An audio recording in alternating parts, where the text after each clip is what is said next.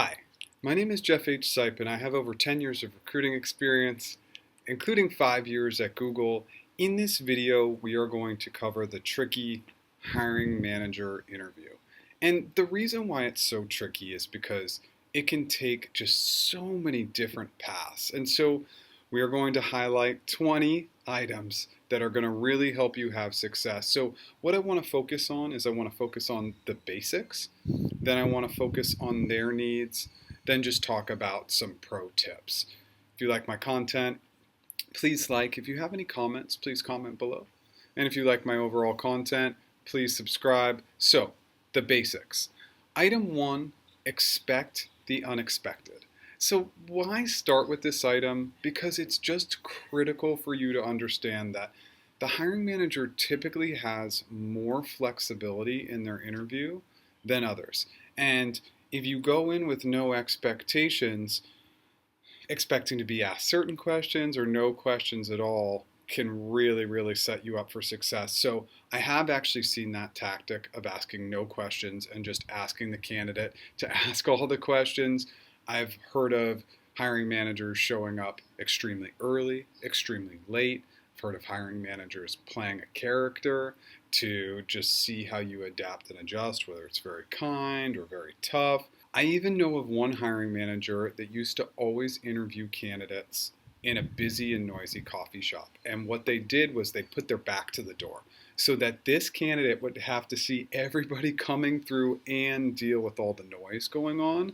And so I've heard plenty of stories, but if you're prepared for anything, that's what's really going to set you up for success. So go in with that mindset. Item 2, common questions. Okay, we just need to throw these out there. You really need to be prepared for just 3 or 4 really common questions that the hiring manager is likely to ask you. So of course, number 1 is tell me about yourself. Then it's also going to be why should we hire you?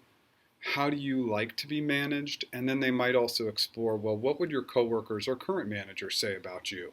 Now, the list of common questions is really long, but think about it in terms of demonstrating some information about yourself and then maybe some of your wants, needs, and how other people see you. Item 3, questions for the hiring manager. So if you Google hiring manager interview or search it on YouTube, the number 1 focus area is actually going to be the questions that you should ask. And so I want to talk about 3 specific areas where you can really have success. First is have a lot of questions. You never want to run out of questions. So again, if you got into one of those hiring manager interviews where they said, what questions do you have for me? You're going to continue to roll through. You're going to have at least 20 or 30 questions. I know it sounds like a lot, but being over prepared is way better than being under prepared. And remember, some awareness. If Sue lets you ask a lot of questions, ask Sue 3, 4, 5 questions and then say, Sue, I have a long list of questions. I tend to be super curious, but I want to be respectful of your time. If you allow, I'm happy to keep asking questions. Otherwise, I can email you questions, what's best for you. Second, about them. Your initial question should be all about them, their background, and be extremely positive. The science backs this up. People who talk about themselves end up liking you more. Third, all positive. I see a lot of articles, a lot of videos that actually ask you to challenge the hiring manager. Why? Yes, hiring is a two-way streak, but you can decide at the end of the process, once they make you the offer, how many difficult or hard questions you want to ask. In that initial conversation, it's not the time to do it. You'll have your opportunity, but don't do it in that initial conversation. Don't challenge them. Keep everything very positive. If you roll through in a positive pitch and positive tone, you're going to have great success. And it's a great segue into item 4. Let's focus a little bit more on positivity. So remember, sometimes in these hiring manager interviews, they'll test you.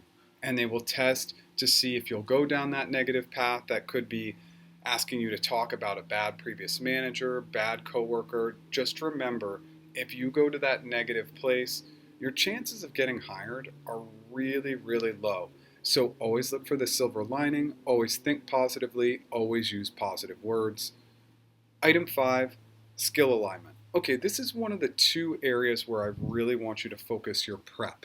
So aligning your skills with the position needs is absolutely paramount. So go ahead and go through that job description. I want you to identify maybe your top 4, 5, 6 key skills and strengths as they align to the role, and ideally narrow it down to 3. And if you can narrow it down to 3, what you're going to do is you're going to use those 3 items when you get the tell me about yourself question or why should we hire you, etc. You're going to really work in that rule of 3. It's a great area to work in. It will keep you really concise. And it's a great segue into item 6, which is research. This is the second part of the alignment. So we start with aligning our skills and our strengths. Then we align with the company brand, mission, values. So how would this show up, for example? So let's say I'm interviewing at Amazon. And I know in the job description it's speaking about customer obsession. I also know that that's one of my key skills or strengths. And I know that that's one of their 14 leadership principles. Put all that together, and that is going to be a really strong skill that's going to really align with the role and really connect with the hiring manager. Item 7, brevity. Okay, this one is as critical as any other item that I've mentioned. Your ability to be brief in these conversations, it is what leads to success. And so any of these questions that we've mentioned, that tell me about yourself question, why should we hire you? Think 60 seconds or less. I know that seems really short, and nobody can really tell you the length of an answer, but focus your longer answers on your more complex examples. If you get more difficult, complex, open-ended questions, these high-level questions should be very planned, very thorough. And remember, a lot of times these hiring manager interviews, they're short. Sometimes, and a lot of times, they're 30 minutes. And so if you continue to talk and talk and talk, like if the tell me about yourself answer is 5 minutes, you're losing time and you're not sticking to their agenda and you'll lose points. So keep it brief. It's absolutely a pro tip. So let's focus on their needs. And let's start with item 8, probably the most critical one, which is culture fit. And so one of the number one questions running through the hiring manager's head outside of skill alignment is going to be culture fit. And they're thinking, could I lead this person? Could I manage this person? Would they be a good teammate? Would they be good with my customers? Are they a good fit for the overall organization? If you can really align with culture fit, it's going to lead to great success. And let's take 2 candidates, for example. So candidate A, ideal match, okay culture fit. Candidate B doesn't have all the skills, but great culture fit. The hiring manager will almost always default to somebody that they feel is going to be valuable for the team and the organization. So remember the importance of that item.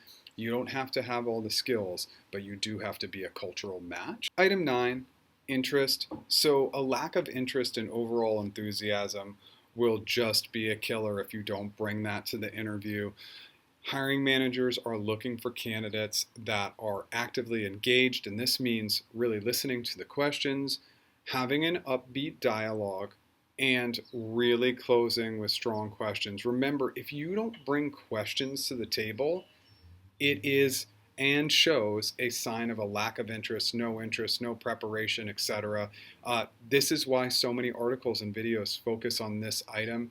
Questions for the hiring manager are key, and it ties directly back to this interest component. Item 10, honesty. Okay, this seems pretty straightforward. So where is this going to show up? It's going to show up in a few different areas. Specifically, one, you're going to want to be honest about past manager experiences and really look for that silver lining and highlight the positives, especially if you didn't have a great relationship with that manager. We can all find one thing that they were good at. If we really stop and look and think about it, it's also going to come up in the failure question, and beyond the failure question, it's also going to come up in the stakeholder conflict type questions. So the best way to overcome these is to really talk about what you learned and then applied learning. And that's a great segue into item 11, which is this learning mindset. So first things first, I want you to really focus on learning and applied learning, as I just mentioned. That's going to be critical. We always need to focus on not the pain of what happened initially, but what we learned. And then secondarily, more of the learning mindset of being a continual learner. So when we think about continual learning, we want to be really focused on how we've educated ourselves, how we've learned items, and a great question for the hiring manager at the end would be learning more about internal resources, learning programs, even if it's like an education reimbursement that the company might offer. This will show that you continually want to grow your skill set. Item number 12, proactivity. I love this one. One of the key things that hiring managers are looking for is they're looking for people that proactively stepped up so that they can really focus on the more strategic issues. And so how do you do this? You just want to identify and practice your examples of times where you've needed to be proactive. Maybe you stepped up to the plate. Maybe you had to step outside of your core area and help out another team. Maybe you stepped up for a customer. Really think about this proactivity piece. That is something and a person I would always hire. And in addition with this would be item 13, which is problem solving. We don't need to get too much into the weeds of this, but similar to your proactive examples, I really want you to think about examples where you had to do heavy duty problem solving. Stay away from simplicity, focus on complexity. Your hiring manager isn't going to be looking for items that were easy. They're going to want to know you face strong challenges and how you faced those challenges and had success. This will absolutely help them envision you in the role. Item 14, soft edges. So this is something we talk about with all of our clients at practiceinterviews.com. It's soft edges. And so what does this mean? It means that your hiring manager isn't going to want to hear spikes. And that could be using negative words, talking negatively about somebody, making excuses, only using male, so like him or he, to answer or identify any person, using the word girl instead of woman. Any of these for me, when I hear them, they're spikes. They just make me feel a little uncomfortable. I want to make sure that you have a really nice professional presence. And so really be conscious of your words, and that will really help with the soft edges component. Okay, let's get into the pro tips. A lot of these are items I've covered before, but will be really helpful with the hiring manager. Item 15, slow down. Slow your roll. Let's be really thoughtful about our answers. You are going to restate and clarify questions and take your time. Now, for most hiring managers, they don't want to hire somebody who's going to dive in because you wouldn't do that with them, your peers, with the customer, with internal collaborators or stakeholders. So really be thoughtful in your answers. Your ability to slow down and think through it, it's going to yield better answers, and it's going to show your hiring manager you don't always dive in, jump in. You're going to be thoughtful. Item 16, body language. So the science backs this up. Our body language is more important than our words. So head up, shoulders back, and mirror as much as you can. So what does that mean? If they lean in a little bit. If they lean back a little bit. And just one example, and I've talked about this I think before in other videos, but I was interviewing for a role in London, and the hiring manager, she loved to use her hands. And I just wanted to create this very comfortable, similar physical space. And so I used my hands a lot, and it really warmed her up. And it's not meant to be devious. What it is it's meant to make a connection. And I wanted to make a connection with her. And so be conscious of your body language, be conscious of the mirroring. This is not going to be perfect, but it's just having the awareness. And also, it's a great segue into item 17, which is pitch and tone. And so again, science backs up the body language piece. It also backs up pitch and tone. It actually tells us that these two items are more important than our words. And so why are we talking through this video? Because if you can do and have great body language, pitch and tone, and use the right words, That's really what's going to yield success. So remember the mirroring concept. If they're really fast and fast and fast, you're going to speed up, speed up, speed up, and slow them down over time. If they are very low and slow, like I am, you are not going to want to come in fast. It's not going to work. You can pick up their pace a little bit, but just really be aware of pitch and tone. Have the pitch and tone be very nice and even and friendly. And obviously, when you're asking questions, you're going to want to use a lot of inflections. Item 18, respect. Okay, what does this mean? I want you to respect the hiring manager's time, their agenda, and their needs. Remember, this conversation is for them. And I know hiring is a two-way street, but in this conversation, let them run it, let them do everything. When they give you the job offer, that's when you can start again asking the tougher questions, pushing back.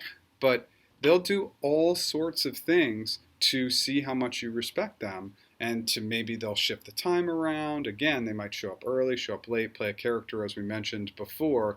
And so that is another great segue into item 19, which is flexibility and adaptability. And let's absolutely flash back to item 1, which is expect anything. Right, so if we're expecting anything, we will be flexible if they shift any of these items, like the time, the meeting day. They have to leave early. They want all your questions via email. Absolutely, everything's totally cool, great, fantastic, perfect. We'll follow up with you that way. Sure, I can flex. Yes, I can adapt. Hiring managers hire people who are very, very flexible. It makes them easy to work with, and it makes you really much more likable as well. Item 20, calculated risks. So I really hope you're still hanging out with me at this point, because this is actually my favorite topic in the whole video.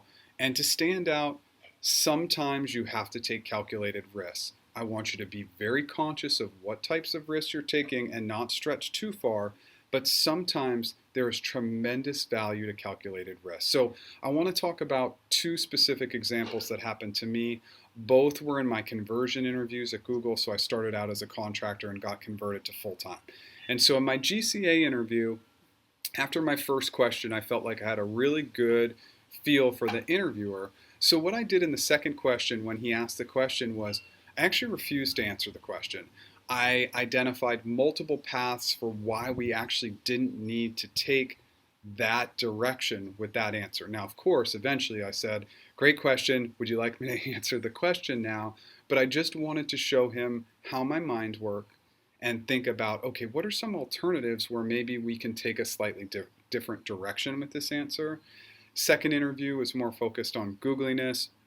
In that Googliness interview, I met a really cool person from Google, and essentially she asked me about a culture question. And I basically, on what she said and kind of what she was giving off, I said, I'd love to really kind of focus more on this culture piece throughout our conversation, and she agreed.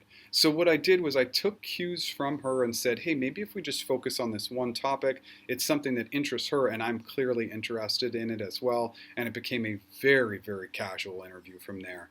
Again, both were based off of a read. You have to be very strategic with calculated risk, but you also have to be a little bit different. A little bit different will yield tremendous success if you do it professionally and you're really reading your audience.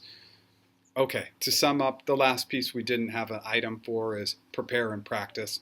All this input's useless if you don't do those 2 items.